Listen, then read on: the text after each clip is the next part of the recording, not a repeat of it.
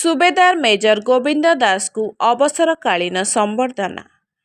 Chhatrapur block ଅନ୍ତର୍ଗତ ରଘୁନାଥପୁର ଗ୍ରାମର ସୁବେଦାର major Gobinda ଦାସଙ୍କୁ ଅବସରକାଳୀନ ସମ୍ବର୍ଦ୍ଧନା ପରିବାର ଏବଂ ଗ୍ରାମବାସୀଙ୍କ ତରଫରୁ ପାଳନ କରାଯାଇଛି।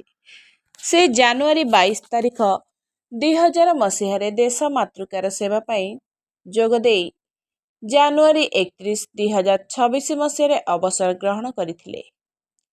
ବିଜେ ସେଣ୍ଟର କିକି ପୁନେଠାରେ ନିଜର ଟ୍ରେନିଂ ସାରି ଲେଲେମ୍ବୁ, କୋଲକାତା, ଜାମ୍ମୁ କାଶ୍ମୀର, ପଟଙ୍ଗ, ପଞ୍ଜାବ, ଅମୃତସର, ରାଜସ୍ଥାନ, ନୂଆଦିଲ୍ଲୀ, ଆସାମ, ଭୋପାଳ, ଲଦାଖରେ କାର୍ଯ୍ୟ କରି ପୁନେ ରେଜିମେଣ୍ଟ ସେଣ୍ଟରଠାରେ ନିଜର ଅବସର ଗ୍ରହଣ କରିଥିଲେ।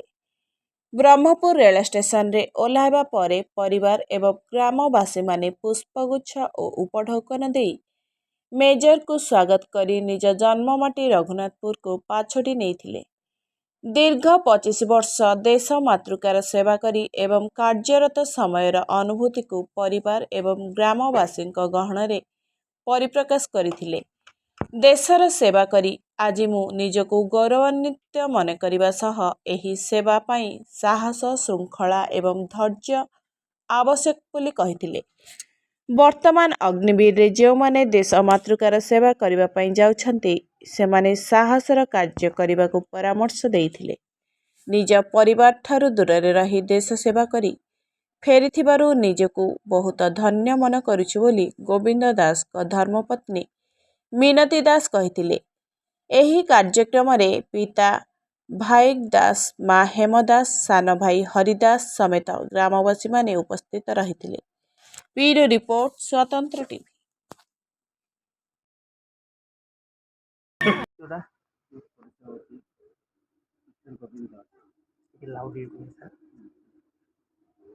ସାର୍ ଆପଣ କେଉଁ ବିଭାଗରେ ମାନେ କାର୍ଯ୍ୟରତ ଥିଲେ ବର୍ତ୍ତମାନ ଅବସର ଗ୍ରହଣ କଲେ?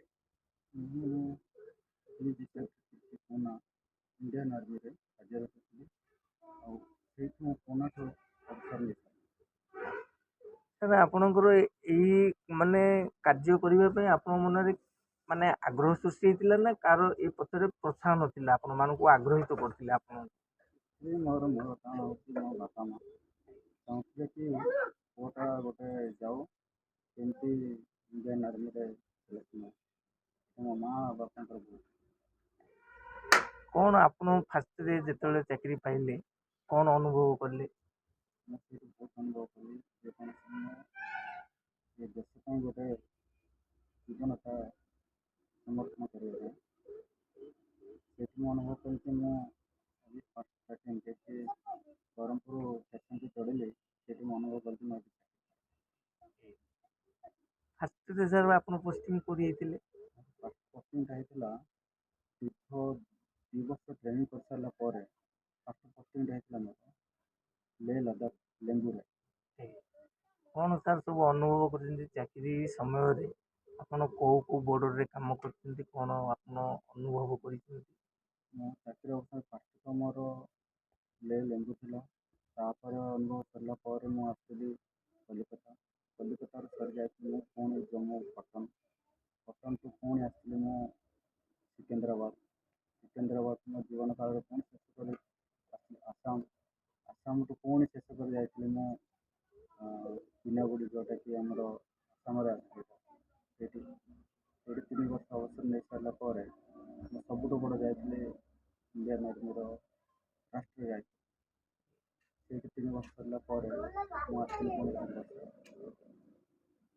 ଆପଣଙ୍କର ମାନେ ଏଇ ଚାକିରି ସମୟରେ ଆପଣଙ୍କର ଏମିତି କ'ଣ ଅଭୁଲା ସ୍ମୃତି ମନେ ରହିଛି?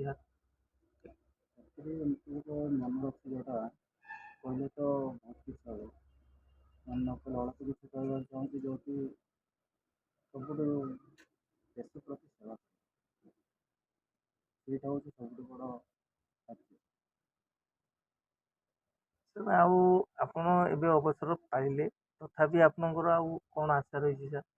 ଅବସର ଆଶା କହିଲେ ଆଶା ଅଛି ଯେକୌଣସି ବି ମୁଁ ଇଞ୍ଜିନିୟର ସେକ୍ସନ ଅଛି କୌଣସି ସେକ୍ଟରରେ କୌଣସି ଡିଫେନ୍ସ ସାଇଡ଼ରେ ଚାକିରି ହେଇପାରେ ବୋଲି ମୋର ଆଶା ଅଛି। ଧନ୍ୟବାଦ। ଯୋଉଟା My name is Minati Das. କ'ଣ କହିବେ ମ୍ୟାଡ଼ାମ୍ ଆପଣଙ୍କର ସ୍ୱାମୀ ଜଣେ ତ ଦେଶ ପାଇଁ ମାନେ କର୍ତ୍ତବ୍ୟରେ ଅଛନ୍ତି, ଆପଣ କେତେ କ'ଣ ଅନୁଭବ କରୁଛନ୍ତି ତାଙ୍କ ବିଷୟରେ? କିଛି ବେଶୀ କିଛି କହିପାରିନି, ବଟ୍ ଏତିକି କହିବି ଯେ ଯେତେବେଳେ ଯାଆନ୍ତି ଦେଶ ପାଇଁ ନିଜକୁ ଇଏ ବଳିଦାନ ଦେବାକୁ, ନିଜ ଦେଶର ପ୍ରତି ଯେତିକି ତାଙ୍କେ ଧ୍ୟାନ ଦିଅନ୍ତି, ମୋର ବି ସେତିକି କର୍ତ୍ତବ୍ୟ ଯେ ଘର ପ୍ରତି ମୁଁ ସେତିକି ଧ୍ୟାନ ମୋ ପରିବାରକୁ କେମିତି ରକ୍ଷା କରିବି, କେମିତି ବଞ୍ଚେଇବି। ଆଉ ଯେହେତୁ ସେ ଦେଶ ପାଇଁ ନିଜକୁ ବଳିଦାନ କରିଦେଇଛନ୍ତି, ସେଥିପାଇଁ ବଡ଼ ଭାଗ୍ୟବାନ ମୁଁ ଆଉ କିଛି ଭାବିପାରୁନି। ଯାହା ବି ଯେତିକି ଭଗବାନ ଆମକୁ ଦେଇଛନ୍ତି ବହୁତ ଭଲ ଦେଇଛନ୍ତି, ବହୁତ ଭଲ ବି ରଖିଛନ୍ତି। ଠିକ୍ ଏତିକି କରୁଣା କରନ୍ତୁ ଯେ ଆଗାମୀ ଦିନ ବି ଭଲରେ ଭଲରେ ବର୍ତ୍ତମାନ ଏବେ ଆପଣଙ୍କ ଛୁଟିରେ ଆସିଛନ୍ତି, ଆପଣ ଘରେ କିପରି ଅନୁଭବ କରୁଛନ୍ତି ପିଲାମାନଙ୍କ ସହିତ, ପରିବାର ସହିତ? ଖାଇବା କଥା ସାର୍, ବହୁତ ବହୁତ ଖୁସି, ବହୁତ ମାନେ ପରିବାରରେ ସମସ୍ତେ ବହୁତ ଖୁସି ଅଛନ୍ତି।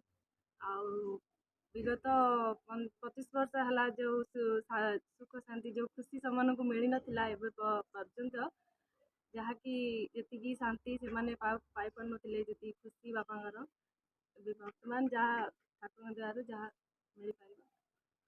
ଆପଣ ଆପଣ ସ୍ୱାମୀ ଦେଶ ସେବା କରିବା ପାଇଁ ଯାଇଛନ୍ତି, ଆପଣ ମାନେ କ'ଣ ନିଜକୁ ଅନୁଭବ କରୁଛନ୍ତି? ସେଥିପାଇଁ ତ ସାର୍ ମୁଁ କ'ଣ, ଯେକୌଣସି ନାରୀ ବି ଯେହେତୁ ଜଣେ ତାଙ୍କ ହଜବେଣ୍ଡ ଯେହେତୁ ଦେଶ ପାଇଁ ନିଜକୁ ଇଏ କରିଛନ୍ତି, ତାହେଲେ ଯେପରି ନାରୀ ବି ହେଉନା କାହିଁକି ବହୁତ ବଡ଼ ଭାଗ୍ୟବାନ।